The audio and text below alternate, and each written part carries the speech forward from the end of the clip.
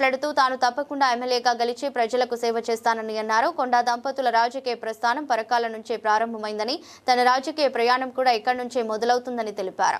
మాజీ ఎమ్మెల్సీ కొండా మురళి మాట్లాడుతూ పరకాల నియోజకవర్గం తమ అడ్డానే, వచ్చే ఎన్నికల్లో సుష్మితా పటేల్ ఇక్కడి నుంచే పోటీ చేయడం ఖాయమని వెల్లడించారు. సుష్మిత ధైర్యవంతురాలని, కార్యకర్తలకు సమస్య వస్తే ఎవరికైనా ధైర్యంగా ఎదుర్కొంటుందని తెలిపారు.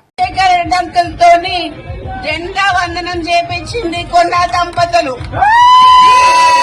ఆ రోజు నుంచి వాళ్ళ రాజకీయ ప్రస్థానం ఇక్కడి నుంచి స్టార్ట్ అయింది. నా రాజకీయ ప్రస్థానం కూడా ఇక్కడి నుంచే స్టార్ట్ అయిందని చెప్తున్నా. నేను తప్పకుండా ఎమ్మెల్యేగా గెలిచి మీకు ఖచ్చితంగా సేవ చేసుకుంటా అని, నా జీవితం ప్రజాసేవ.